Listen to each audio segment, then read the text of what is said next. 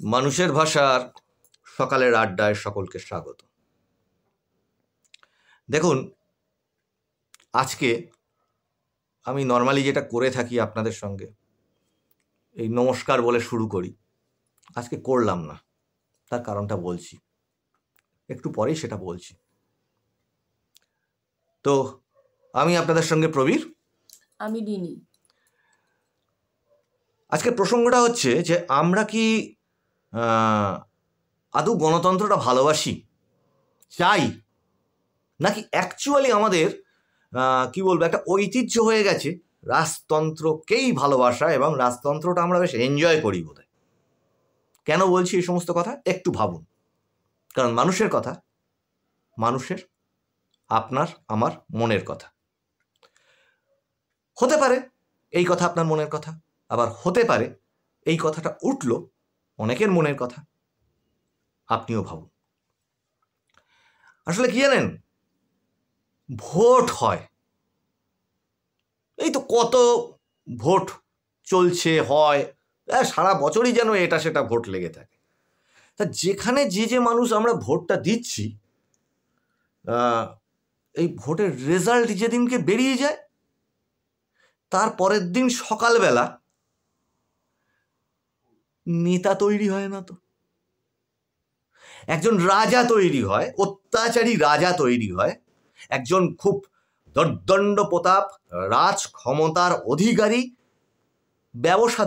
ব্যবসাদার তৈরি হয়, সঙ্গে আরো অনেক কিছু বোধহয় সে তৈরি হয়ে যায়, যার প্রধান কাজটাই বোধহয় মানুষকে লুটে পুটে অত্যাচার করে খাওয়া। তাহলে নেতা কাকে বলে? নেতা তো সেবক। কনসেপ্টটা ঠিক খাটছে না। তো এক সময় আমি ওকে বলছিলাম যে অনেক বছর আগে, আজ থেকে প্রায় ধরুন 15-20 বছর আগে, 15-18 বছর তো হবেই, ডেলি প্যাসেঞ্জারি করে আমরা জেলা থেকে কলকাতায় যারা কাজকর্ম করতে যেতাম, ট্রেনটা যখন শিয়ালদা স্টেশনে ঢুকতো, অনেকেই হয়তো এই জিনিস দেখেছেন যারা সেই সময় ডেলি প্যাসেঞ্জারি করতেন বা কলকাতায় যেতেন। শিয়ালদায় ঢোকার সময় ট্রেনটা লাল, যে 1 নম্বর প্ল্যাটফর্মের দিকে একটু স্লোভাবে ঢুকতো প্ল্যাটফর্মে, লাল বাড়িটা, তার গায়ে লেখা থাকতো, ইংরেজ ফিরে এসো, দাসত্ব আমার জন্মগত অধিকার। শুনে খুব খারাপ লাগতো। এই বয়সে এসে ভাবছি কথাটা সত্যি কি? তো আড্ডা চলতে থাকুক, রাস্তায় ঘাটে এই যে আমরা সমাজটা নিয়ে চলছি, সেটা নিয়ে আপনারাও ভাবুন, আমরাও কিছু বলি। আমার একটা বিষয় বিশেষ করে আজকাল মনে হয় যে দেখি অন্তত কোনো একটা এতে কোনো কিছুতে লেখা হয় পলিটিক্যাল ব্যাপারে, যে একটি দলের ক্ষেত্রেই যুবরাজ কথাটা, আচ্ছা সে নয় যুবরাজ হলো, মানলাম, তারপরে তার আরেকটি নেতা সম্রাট, সে হচ্ছে সম্রাট হয়ে গেল, কেউ হচ্ছে বাদশাহ হয়ে গেল, আবার এক এক এলাকা ভিত্তিক যুবরাজ আছে, কিন্তু তাকে তার আইটি সেল যুবরাজ বলে প্রতিষ্ঠা করছে। তা আমরা লেখাপড়া শেখার জন্য এটা বুঝেছিলাম যুবরাজ বা রাজা কথাটা কি এতই সোজা? হয় এরা মূর্খ যে বোঝে না, নয় এরা ইচ্ছা করে করছে যে রাজতন্ত্র আর গণতন্ত্রের মানে বুঝতে পারছে না। আমার মনে হয় তোমার কথাটাই ঠিক, যে এরা অনেক, এদের এখন তো অনেক কি বলবো মেন্টর আছে, এদের প্রশিক্ষণ দিয়ে এই কথাটা বলানো হচ্ছে। আমাদের এই বহু পুরনো লালন করা ওই যে রাজতন্ত্রের প্রতি একটা ভক্তি ভিতরে শরীরের অন্তঃস্থলে বোধহয় রয়ে গেছে, সেইটাকে জাগিয়ে তুলছে রিসার্চ করে। একটা সাধারণ মানুষ গিয়ে যে কোনো একজন কাউন্সিলরের সঙ্গে কথা বলতে গেলেও তাকে 2-3টে নেতার টোপকে কথা বলতে হবে। কেন? তাহলে একজন পৌরসভার কাউন্সিলর আমার ডাইরেক্ট জনপ্রতিনিধি, আর সেরকম পঞ্চায়েতের যিনি মেম্বার হলেন তিনিও, কিন্তু এ তো সম্ভব হচ্ছে না। তার অনেক লোক লস্কর, আর এরাই তাকে রাজা যুবরাজ বানিয়ে একটা কি তৈরি করেছে। এই রাজনীতি তো কিছু বোঝাই যাচ্ছে না কি গন্ডগোলের। আবার এই রাজাই পাল্টে যখন অন্য দলে গেল, তখন এর কুৎসিত ভাষার তো এখন কোনো মা বাবা নেই, কি ভাষায় সব কথা বলে, ভাবতেও ইচ্ছাই করে না। তা আমাদের গণতন্ত্র নামেই হচ্ছে গণতন্ত্র শব্দটার মানেটাই বোধহয় কেউ জানে না। আচ্ছা, গণতন্ত্র তো ভোট দিয়ে তৈরি হয়। হ্যাঁ, মানে আমরা তো প্রতিনিধিত্বমূলক গণতন্ত্রের নাগরিক। না, তোমার এই কথাটা দিয়ে একটা বলি, হ্যাঁ, গণতন্ত্র মানে কি, জনগণ দিয়ে দ্বারা নির্বাচিত। ঠিকই কথাটা, এটা আমরাই ভুলে যাচ্ছি। জনগণ দ্বারা তো নির্বাচিত হয় না, ভোটই তো দিতে পারি না। না, রাজা যেমন হচ্ছে পারিবারিক ভাবে উত্তরাধিকার সূত্রে হচ্ছে, এও সেই জায়গায় পৌঁছে যাচ্ছে। হ্যাঁ, পরিবারতন্ত্র, কথাটা ঠিক, পরিবারতন্ত্র, না এটাই রাজতন্ত্র। এবং হ্যাঁ, রাজতন্ত্র, এবং যেখানে একবার যেন তেন প্রকারেণ যদি কোনোভাবে আপনাকে মেরে, মাথা ফাটিয়ে, হুমকি দিয়ে, ভয় দেখিয়ে যদি একবার এইটুকু ক্ষমতার মাথার ওপর যদি বসা যায়, সেটা পাড়ায়, গ্রামে ক্রমশ সে বাড়বে আস্তে আস্তে। তারপর আপনার তো না বিশ্বাস উঠে যাবে, আপনি তো তার বিরুদ্ধে কথাই বলতে পারবেন না, তার কারণ এবার সে সেখানকার রাজা।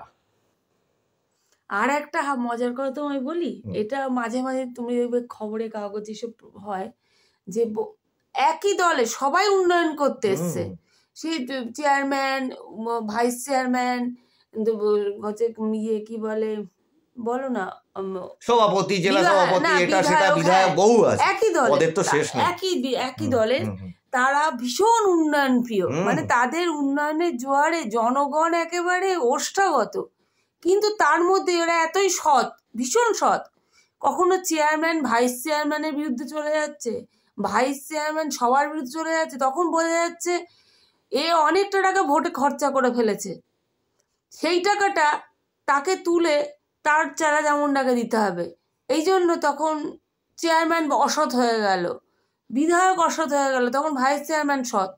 এটাও বাবু বুঝি না যে একই দলের উন্নয়নের জোয়ার একসময় ভেসে গেল, দিয়ে ভোট দিতে দিল না, জনগণ তখন শত্রুপক্ষ, তখন নিজেরা মিত্রপক্ষ, যে ভোট টোট হয়ে গেল, তারা ক্ষমতা পেয়ে গেল, পেয়ে এবার যে ক্ষমতা হয়ে গেল, এটা তো সেই মনে হচ্ছে সেই যাদব বংশের মুসুল পর্ব।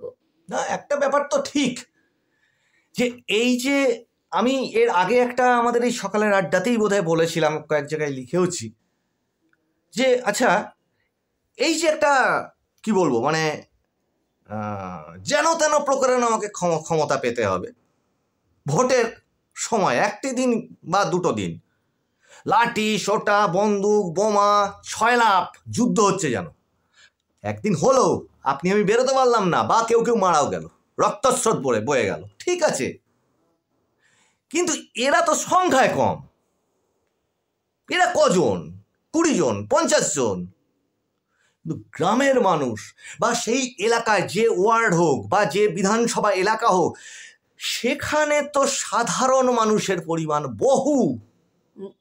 এবার বলি তোমাকে, হ্যাঁ, অস্ত্রের ভয়, না বলি কথাটা, এটা কেন, এটা তোমার কথাটা, সবাই প্রতিবাদ করছে, হয়তো করছে না তা না, প্রতিবাদ করছে, কিন্তু সবার যে একটাই প্রাণ, সংসারে একটা আয় করার মানুষ, আমরা খুব সাধারণ মানুষ, যাদের রোজগার অন্যের চিন্তা করতে হয়, তাদের তো ওই ফাটকা আয়টা নেই, যে কোথা থেকে এতটা গুপ্তধন আছে সেটা পাবো, এরম নেই, তখন তারা না ভয় পাচ্ছে, ভাবছে ওদের সঙ্গে লড়তে গিয়ে আমি তো মরে যাবো। হ্যাঁ, পরিবারের একজন মারা গেলে তো গেল, কারণ এখন যেন কাউকে মেরে ফেলা টেলা এই সমস্ত মস্তানদের কাছে যেন কোনো ব্যাপারই না। ওমা, টিভিতে দেখি বিভিন্ন রকম, আবার তাদের নিজের দলের লোককে নিজের আবার ফট করে মেরে দিচ্ছে, সিসিটিভিতে দেখা যাচ্ছে, মুহূর্তে একজন মেরে দিল, বোম ছুড়ে দিল। না, ওদের পরিণতিটাও ভাবতে হবে তোমাকে, কোনো কাজকর্ম নেই, অল্প বয়সী ছেলেগুলো বোম মারছে, মরে যাচ্ছে, তুমি ভোটের সময় টিভিতে দেখো না, দুঃখ হয় না? মানুষ সব সময়, এটা আমি মনে করি,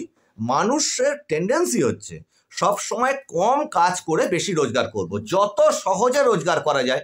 তা দুর্নীতি, মানুষকে ঠকানো, চুরি, এগুলো তো হচ্ছে সবচেয়ে, ওই জন্যই সেগুলো ঘৃণ্য কাজ, এগুলো হচ্ছে সবচেয়ে সহজে দ্রুত রোজগার করার উপায়।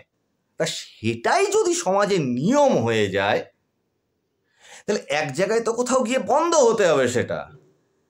তা এই বন্ধ, হ্যাঁ, গণতন্ত্রের ওপর আস্থা রাখছি, বিচার ব্যবস্থার ওপর আস্থা রাখছি, কিন্তু বড় মন্থর এটা বলতেও বাধা নেই। না, আমরা সাধারণ মানুষ তাই বলে কোনো প্রশ্ন তুলবো না? আমাদের মনে যে প্রশ্ন আসবে এগুলো তুলবো না? এই প্রশ্ন তুলতে তুলতে সবার মনে যখন প্রশ্ন হবে তখন তো সবাই তো উত্তর খুঁজছে। আচ্ছা, পাশাপাশি আমার একটা অঙ্ক আছে, সব রাজনৈতিক দলের লোকেরা এটা দেখুন, ভাবুন, একটা অঙ্ক আছে। আচ্ছা, এই মুহূর্তে ধরুন, কথার কথা ধরি যে কোনো একটি দল ধরুন ক্ষমতায় আছে, ধরা যাক একটা এক্স দল ক্ষমতায় আছে। আচ্ছা, সেই এক্স দলটি খুব দুর্নীতি করছে, মারপিট করছে, দাঙ্গাবাজি করছে। আচ্ছা, এবার ধরা যাক একটি অন্য দল আসলো। আচ্ছা, যারা ধরুন এই যে ভোট টোট দিয়ে মানুষের পরিমাণটা তো একই থাকলো, তারাই তো ওই দলে গেল, তাহলে কি পাল্টালো? পাল্টানোর দরকার তো এই অভ্যাস বা সমাজের তলার যে এই রোগটা, এটা পাল্টানোর দরকার, এবং সেটা পাল্টাতে গেলে আইনের শাসন দরকার। কিন্তু সব শেষে গিয়ে আবার ঘুরে ফিরে চক্করে গিয়ে কি হয়ে যাচ্ছে বলুন তো? যে নেতা হবে সেই আইন, সেই শেষ কথা বলবে। কেন জানেন? বড্ড বাজে অভিজ্ঞতা। যে নেতা হচ্ছে, একজন নেতার মুখে আমি শুনলাম তিনি একবার ভাইস চেয়ারম্যান হয়েছিলেন এক সময়, এখন আবার তার দলই তাকে তাড়ি ফাড়িয়ে দিয়েছে, সে ছেড়ে দিন, অতীতের কথা বলছি। ভাইস চেয়ারম্যান হয়েছে, আমি তার সঙ্গে দেখা করতে গেছি কোনো একটি কারণে, তিনি খুব গর্বের সঙ্গে বলছে যে এখন তো একটুখানি আমার সম্মান টম্মান হয়েছে, দিনে 5টা করে সালিশ করি, বুঝলে?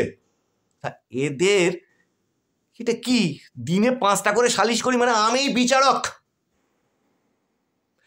কোনো একজন কাউন্সিলরের কাছে গিয়ে ধরা যাক একটি বঞ্চিত মানুষ ক্ষতিগ্রস্ত হয়েছে, সে কিছু একটা পেপারস দেখাতে গেছে তার প্রপার্টির বা কিছু, ওখানে বসেই সে ডিসিশন দিয়ে দিচ্ছে এটা হয় না ওটা হয়, মানে সে হচ্ছে আদালতের বিচারক। বিচারের জন্য অপেক্ষা করার দরকার নেই। তুমি আরেকটা কথা হয়তো সবটা বুঝতেও পারছে না ব্যাপারে, ওই যিনি ভাইস চেয়ারম্যান যাকে বলছো, এই সম্পত্তিটা সেই হয়তো বেনামে দখল করে রেখেছে। দেখে এইবার যেই ওই মানুষটা যাচ্ছে তার ওপরে তো একে আরো বেশি, বা তার কোনো একটা হিডেন এজেন্ডা আছে। যে ক্ষতিগ্রস্ত মানুষ তার কাছে গেল, যেহেতু চেয়ারটা পেয়ে গেছে এখন, সে জানছে আমি তো ক্ষমতায়, আমাকে তোরা কি করবি, সে তখন একে অপমান করা। হয়তো এটা দেখা যাচ্ছে যে সেই সৎ মানুষটি, যে মানুষটি হয়তো ওই যে আজকে যে ধরুন নেতা হয়েছে, আজকে ধরুন একজন এক্স নেতা হয়েছে, এক্স পদ, সে যেই হোক, পঞ্চায়েত মেম্বার, প্রধান, ওইসব বললো না, বিধায়ক, এটা সেটা যাই হয়েছে, এই সৎ মানুষটির কাছ থেকে হয়তো তার বাড়িতে খেয়ে পড়ে ওই মানুষ ও হয়তো আজকে অতটা বড় হয়েছে। এমনকি সে হয়তো প্রচুর ফেভার পেয়েছে এই মানুষটার কাছ থেকে, তখন তার মুখে এত বড় হাসি ছিল, সুন্দর বিনয় ছিল। এবার যখন সেই মানুষটা খুব ক্ষতিগ্রস্ত হয়ে গেছে তার দলেরই কোনো দুষ্কৃতির কাছ থেকে, এবার সে ভাবলো না ওই নেতার কাছে যাই, ওর সঙ্গে তো আমার সম্পর্ক ভালো ছিল, কোনো সমস্যা নেই। সে যেতে পারলো না, তার স্ত্রী ধরা যাক তার কাছে গেল, অফিসিয়াল চেম্বারে সে তখন বসে আছে, ধরা যাক কোনো এক পৌরসভা, কোনো এক পঞ্চায়েত বা কোনো এক এইসব অফিসে, সেখানে বসে যখন তার স্ত্রী বলছে যে এটা কি করে পারলে তোমরা করতে, তোমাদের দল তো, কি করে পারলে তোমরা এটা করতে, তখন অশিক্ষার ভাষায় তার স্ত্রীকে বলে দিচ্ছে আপনার হাজব্যান্ডই মার দিতে হবে, ওরে মারতে হবে। আর এরা একটা কথা খুব ভালো পারে, এই অঙ্ক জায়গা গন্ডগোল হয়ে গেছে, 20 জন নিয়ে যাও, ধাক্কা ধুক্কি দাও, মারধর দাও, দেখো যেন কেউ মরে যাবে। আর সেরম হলে, বেশি হলি অন্য পরিপ্রেক্ষিতে দাও, ওটারে সাবার করে দাও। এই তো সমাজ। না এইবার একটা কথা তোমাকে বলি, কি পাল্টাবে? না পাল্টাতে তো হবে, আইনের শাসন একমাত্র পারবে। পাল্টাতে তো হবে, যুগে যুগে ইতিহাসকে পাল্টালে, বিকৃত করলে ইতিহাস মুছে যায় না। একদম তোমার কথা ঠিক। তাহলে হিটলার মনে করেছিল আমি সারা পৃথিবী দখল করেছি, নেই না। আরে জার্মানিতে অত অত্যাচার করলো, তারপরেও আজকে জার্মানির কি অবস্থা। আজকে আমাদের অথচ না, আমার ভারতবর্ষের ইতিহাসে সুলতানি সাম্রাজ্য গেছে, মুঘল সাম্রাজ্য চলে গেছে, কত রাজা রাজরাজা সব চলে গেছে, আবার নতুন করে সাম্রাজ্য তৈরি হয়েছে। এই তো রাজনৈতিক, কংগ্রেস এক সময় ছিল, আছে কংগ্রেসের কিভাবে কোথায় যাচ্ছে খুঁজেই পাওয়া যাচ্ছে না। তা ঘটনাটা হচ্ছে, যে মনে করছে আমি সিংহাসনে বসে আমি কাউকে এরকম করতে পারি, তারও তোলা আছে, এই তোলা আছে কিন্তু। আজকে হেডিং এ দিয়েছি না একটা কথা, আপনারা দেখেছেন হয়তো, ধর্মের কল বাতাসে নড়ে আর বড় গাছ ধপাস করে পড়ে। তো আজকের এই সকালের আড্ডায় এমন এমন কিছু কথাবার্তা উঠলো, আমরা তো কোনো রাজনৈতিক দলকে উদ্দেশ্য করে বলছি না, যার যা যেটুকু বোঝার বুঝে নিন। আমরা একটা সামাজিক শুদ্ধিকরণ চাইছি, প্রত্যেক ঘর থেকে সেটা উঠে আসুক। এমনকি যে ছেলেটি বা যারা ধরুন কালকে সকালবেলা মস্তানি করতে যাবেন ভাবছেন, এটা ভাবুন আপনার ঘরেও তো সন্তান আছে, ছোট্ট শিশু আছে, সে তো বেড়ে উঠছে, এইটা দেখে দেখে বেড়ে উঠবে আগামী প্রজন্ম। তাহলে আপনিই আসুন না, এটাকে আস্তে আস্তে বন্ধ করে দিন, এই জায়গাগুলো বন্ধ করুন। অনেক সৎ কাজের জায়গা আছে, সৎ হয়ে বাঁচার সুখটাই আলাদা। এই বার্তাটুকু রেখে আজকের, হ্যাঁ একটা কথা বলতে ভুলে গেছি, যে কেন এই নমস্কার কথাটা আজকে সকালবেলা বলিনি জানেন তো? বড্ড গা ঘিন ঘিন করে। রাস্তায় ঘাটে হাঁটতে যাই, চলতে যাই, পাড়ার মোড়ে গলিতে বড় বড় শুধু পোস্টার, এক গাড়ি মুখ, আর সেই প্রত্যেকটা মুখ এরকম করে দাঁড়িয়ে আছে। আপনার বাবা মনে হয় এটা তো রক্ত শোষক না। আর একটা মানে এটা দেখে আরো বিরক্ত লাগে, একটা ড্রেন পরিষ্কার হলো বা একটা আপনি জানেন ওই ফ্লেক্সের মধ্যে এই যে কটা মুখ দেখছি, এ তো আমি চিনি তো, এবারটা বদমাশ, এবারটা মস্তান, এবারটা চোর, এরকম করে দাঁড়িয়ে আছে। তো আজকাল না এই আপনাদের কেন এই নমস্কার এইভাবে দাঁড়াতে না নিজের অস্বস্তি হচ্ছে। তো এই জন্যেই আজকে এই অবধি আড্ডাটা থাক। তো সবাই ভালো থাকুন। আমার তো মনে হয় আমাদের মনের কথাগুলো আপনাদেরও মনের কথা, মানুষের কথা, সবার মনের কথা। দেখা হচ্ছে আগামী সকালের আড্ডায়। নমস্কার।